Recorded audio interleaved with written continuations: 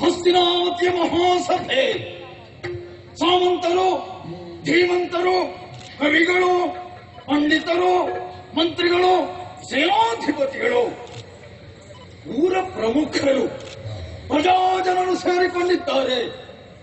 ಪರೀಕ್ಷಿತ ಪುತ್ರ ಜನಮೇಜಯನಿಗೆ ಜಯವಾಗಲಿ ಎನ್ನುವಂತಹ ಜಯಘೋಷ ಎಲ್ಲೆಡೆಯಿಂದಲೂ ಕೇಳಿ ಬರ್ತಾ ಇದೆ. ನಮಗೊಂದು ಭವ್ಯ ಪರಂಪರೆ ಇದೆ, ಉಜ್ವಲವಾದಂತಹ ಚಾರಿತ್ರ್ಯವಿದೆ. ಅದನ್ನು ಉಳಿಸಿ ಬೆಳೆಸಬೇಕಾದ್ದು ಆದ್ಯ ಕರ್ತವ್ಯ. ಒಬ್ಬ ವ್ಯಕ್ತಿ ಎಷ್ಟು ವರ್ಷ ಬದುಕಿದ ಎನ್ನುವುದಕ್ಕಿಂತಲೂ ಅವನ ಜೀವಿತದ ಅವಧಿಯಲ್ಲಿ ಏನು ಮಾಡಿದ ಎನ್ನುವುದು ಮುಖ್ಯ. ಈ ಲೋಕದಲ್ಲಿ ಮನುಷ್ಯರಾಗಿ ಜನ್ಮ ಪಡೆಯುವುದೇ ಜನ್ಮಾಂತರದ ಪುಣ್ಯ ಫಲದಿಂದ. ಮನುಷ್ಯರಾಗಿ ಹುಟ್ಟಿದ ಮೇಲೆ ಜನಹಿತ ಕಾರ್ಯವನ್ನು ಮಾಡಬೇಕು, ಜನರ ಮೆಚ್ಚುಗೆಗೆ ಪಾತ್ರರಾಗಬೇಕು.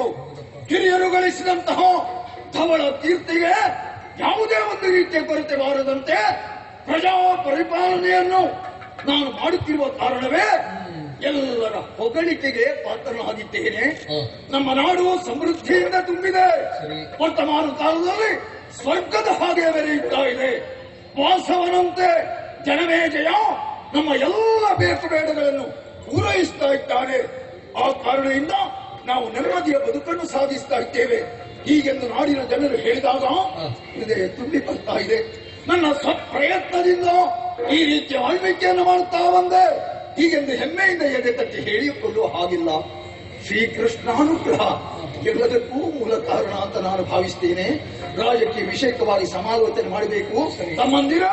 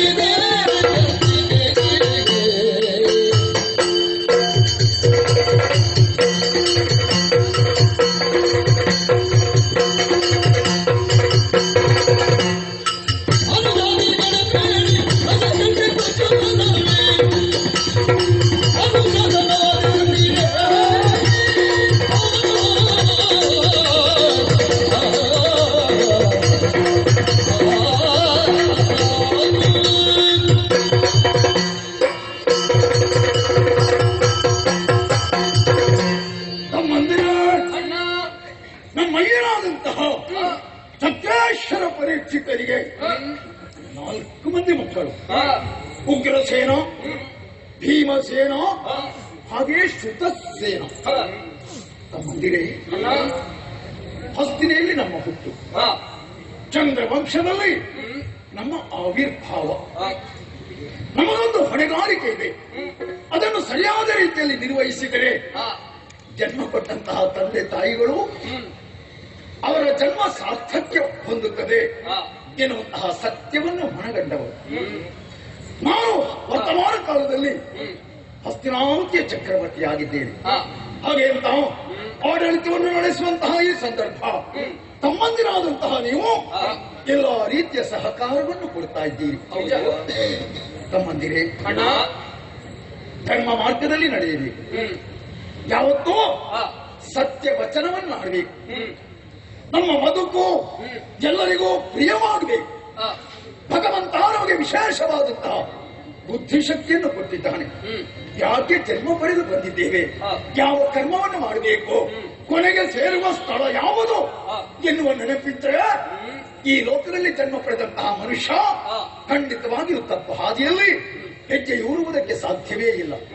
ಮಕ್ಕಳೇ, ಹಸ್ತಿನಾವತಿಯಲ್ಲಿರುವಂತಹ ಪ್ರಜೆಗಳು ಅನುರಾಗದಿಂದ ಬದುಕನ್ನು ಸಾಗಿಸ್ತಾ ಇದ್ದಾರೆ. ಪ್ರೀತಿ, ಸ್ನೇಹ, ಪ್ರೇಮದಿಂದ ಬದುಕು ಚೆನ್ನಾಗಿ ಹಸನಾಗಿ ನಡೆಯುವುದಕ್ಕೆ ಸಾಧ್ಯ ಇದೆ. ದ್ವೇಷ, ಈರ್ಷೆ, ಇದರಿಂದ ಮನುಷ್ಯನ ಪತನವೇ ಹೊರತು ಖಂಡಿತವಾಗಿ ಉದ್ಧಾರವಾಗುವುದಕ್ಕೆ ಸಾಧ್ಯ ಇಲ್ಲ. ಆದ ಕಾರಣ ನಮ್ಮ ಅನುಶಾಸನ ಎಂತಿದೆ. ಪ್ರಜೆಗಳೆಲ್ಲರೂ ಪರಸ್ಪರ ಪ್ರೀತಿ ವಿಶ್ವಾಸದಿಂದ ಬದುಕನ್ನು ಸಾಗಿಸ್ತಾ ಇದ್ದಾರೆ. ಧರ್ಮ ಮಾರ್ಗವನ್ನು ಬಿಡದೆ ಸಜ್ಜನ ಸಮ್ಮತವಾದಂತಹ ಕಾರ್ಯವನ್ನು ಮಾಡ್ತಾ ಇದ್ದಾರೆ. ಚತುರ್ವರ್ಣದವರು ಅವರ ವರ್ಣ ಧರ್ಮಕ್ಕನುಗುಣವಾದಂತಹ ಕರ್ಮದಲ್ಲಿಯೇ ನಿರತರಾಗಿದ್ದಾರೆ. ವರಮಾನ ವರ್ಷ ವರ್ಷವೂ ಭಂಡಾರವನ್ನು ಸೇರ್ತಾ ಇದೆ. ಎಲ್ಲವನ್ನು ಹೇಳಿ ಅಗ್ರಜ ಲಾಲಿಸಯ್ಯ ಋತುಗಳ ವಿಗ್ರಹವೆಂಬುದಿಲ್ಲ.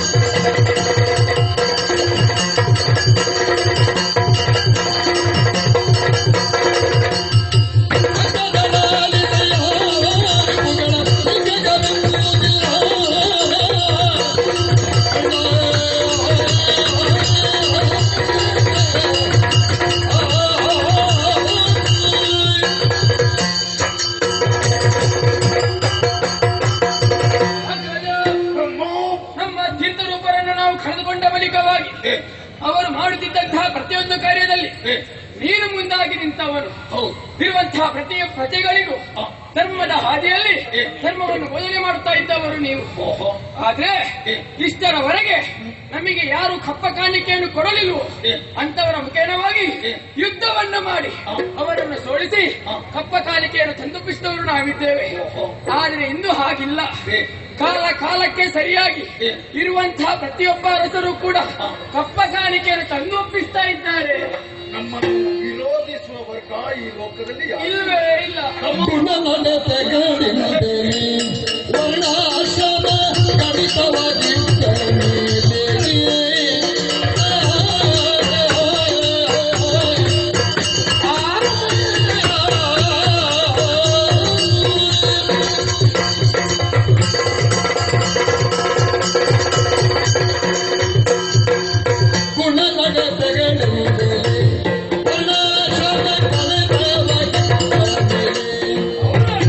ಹಠವಿಹುದೇನು ಜನರು ಮೇಘದಿ ಬಾಳುವರು ಸೇನಾಸಾಟ ವಿಹುದೇನು ಜನರು ಮೇಘದಿ ಬಾಳುವರನು ಮಾನ ಕೇಳಿದರೆ ಗುಣಸ್ಥಳ ಜಗತ್ತಿನಲ್ಲಿ ವರ್ಣಾಶ್ರಮ ಗಣಿತವಾಗಿದ್ದವೇ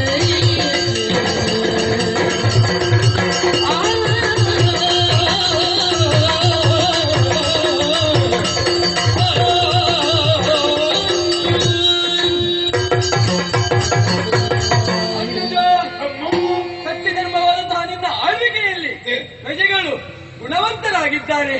ಅಷ್ಟು ಮಾತ್ರವಲ್ಲ, 4 ವಿಧದ ವರ್ಣದವರು ಬ್ರಾಹ್ಮಣ, ಕ್ಷತ್ರಿಯ, ವೈಶ್ಯ, ಶೂದ್ರರು ಇವರು ನಮ್ಮ ಅಂಗೋಪಾಂಗಗಳು ಕೆಲಸ ಮಾಡುವಂತಹ ತರದಲ್ಲಿ ವರ್ಣಾಶ್ರಮ ಪದ್ಧತಿಯಲ್ಲಿ ಇದ್ದಾರೆ. ಬ್ರಾಹ್ಮಣರಾದವರು ಯಜನ ಯಾಜನ ಅಧ್ಯಯನ ಅಧ್ಯಾಪನಗಳಲ್ಲಿ ನಿರತರಾಗಿದ್ದಾರೆ. ಕ್ಷತ್ರಿಯರಾದವರು ಯುದ್ಧ ವಿದ್ಯೆಯಲ್ಲಿ ಪರಿಣತರಾಗಿದ್ದಾರೆ. ವೈಶ್ಯರಾದವರು ನ್ಯಾಯಯುತವಾಗಿ ವ್ಯಾಪಾರವನ್ನು ಮಾಡ್ತಾ ಇದ್ದಾರೆ. ಶೂದ್ರರಾದವರು ಕೃಷಿ ಸೇವೆಯಲ್ಲಿ ಮಗ್ನರಾಗಿದ್ದಾರೆ. ಹೌದಣ್ಣ, ಅವರವರ ಕರ್ಮವನ್ನು ಸರಿಯಾದ ರೀತಿಯಲ್ಲಿ ನಿರ್ವಹಿಸ್ತಾ ಇದ್ದಾರೆ. ಅವರವರ ಕೆಲಸವನ್ನು ಚೆನ್ನಾಗಿ ಮಾಡುತ್ತಾ ಸ್ನೇಹದಿಂದ ಬೆಳೆಯುತ್ತಾ ಇದ್ದಾರೆ. ಮಗಿ ಸಷ್ಟಾಂಶವು ಕಳವಾಗಿ ಬರುತ್ತಲಿದೆ.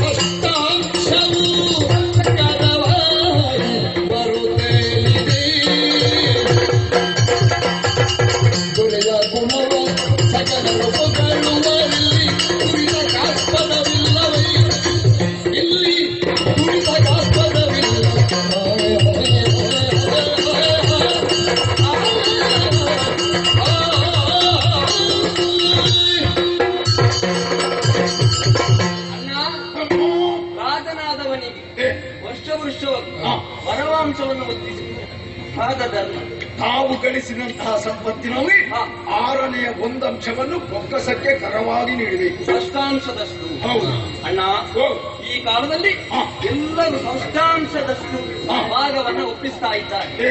ನಿನ್ನ ಆಡಳಿತದಲ್ಲಿ ಯಾವುದೇ ಲೋಪದೋಷವಿಲ್ಲ. ಎಲ್ಲರೂ ನಿನ್ನನ್ನು ಹೊಗಳುತ್ತಾ ಇದ್ದಾರೆ. ಯಾರು ವೈರಭಾವವನ್ನು ತಾಳದೆ ಅನ್ಯೋನ್ಯತೆಯಿಂದ ಬದುಕನ್ನು ಸಾಗಿಸ. ಸಂತೋಷವಾಯ್ತು ನೀವೆಂದ ನುಡಿಗೆಯ ಸಂಸ್ಕೃತಿಯೊಳು ರಾಗವಾಡುವ ಬಗೆಗೆ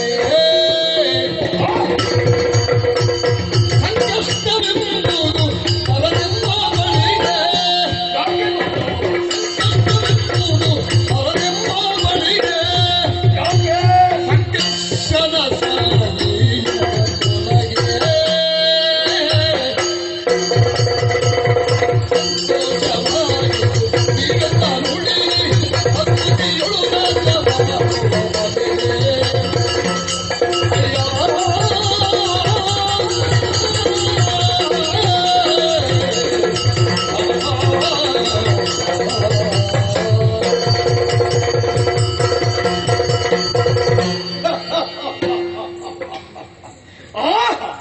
ನಿಮ್ಮ ಮಾತು ಕೇಳಿ ಸಂತೋಷವಾಯಿತು.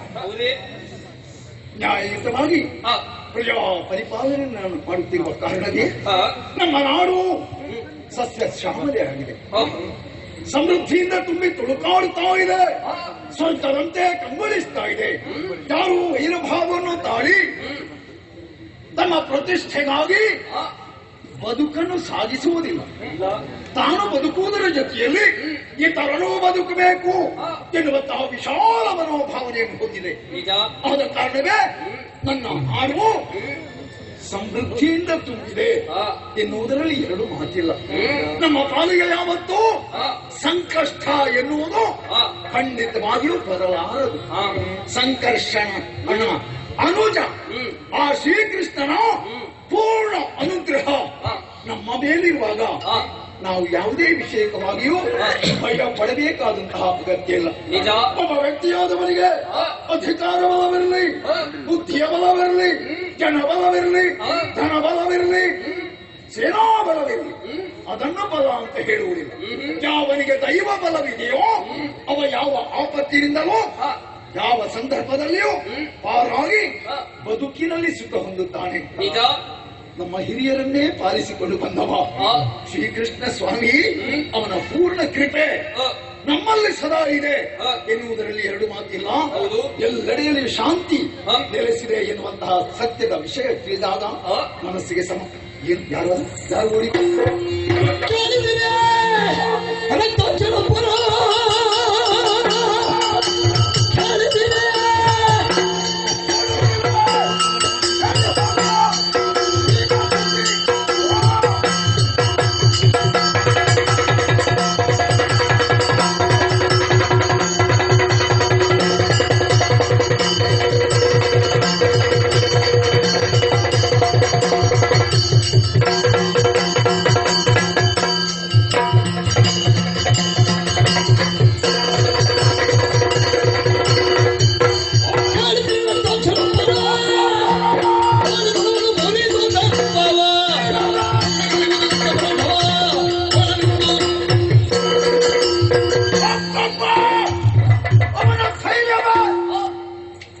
ಊರನ್ನೆಲ್ಲ ಸುತ್ತಾಡಿ ಕಪ್ಪ ಕಾಣಿಕೆಯನ್ನು ಸಂಗ್ರಹಿಸುವಂತಹ ಸೇವಕ ಬಂದು ಮಂತ್ರಿಗಳಲ್ಲಿ ಹೇಳಿದಂತಹ ಸುದ್ದಿ ನಮ್ಮ ಕಿವಿಗೂ ಮುಟ್ಟಿತ್ತು. ಕಪ್ಪ ಕಾಣಿಕೆಯನ್ನು ಕೊಡದೆ ವೃದ್ಧಾಕ್ಷ ಒಬ್ಬಿನಿಂದ ಬೆರೆಯುತ್ತಾ ಇದ್ದಾನೆ. ಅಪಮಾನವಿದು, ಅವರಿಗೆ ತಕ್ಕ ಶಾಸ್ತಿಯನ್ನು ಮಾಡಬೇಕು.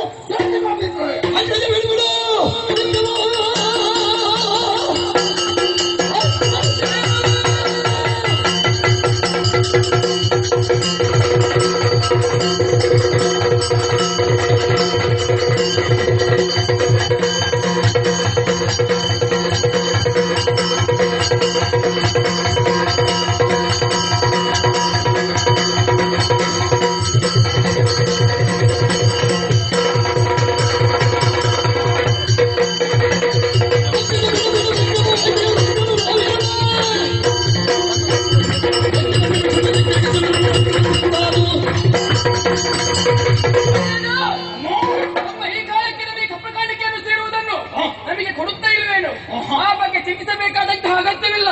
ಬಿಲ್ಲನ್ನು ಹಿಡಿಯುವ, ಬಿಡಿಯುವ, ಜೇವಡುವ, ಸರಳನ್ನು ಸಂಧಿಸುವ, ಸೆಳೆಯುವ, ಬಿಡುವಂತಹ ಸಂಸ್ಕೃತಿಯನ್ನು ಚೆನ್ನಾಗಿ ಬಲ್ಲೆ. ಒಂದು ಅಪ್ಪಣೆಯನ್ನು ಕೊಡು, ನಾನು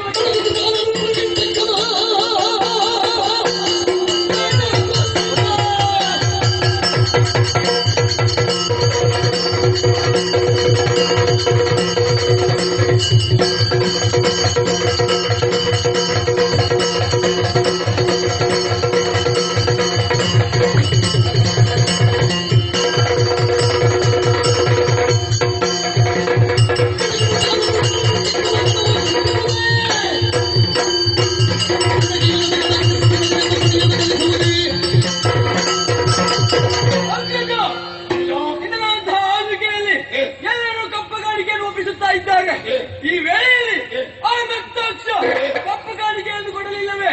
ಪೀಡಿ ಚಿಂತೆ ಅವರ ಬಗ್ಗೆ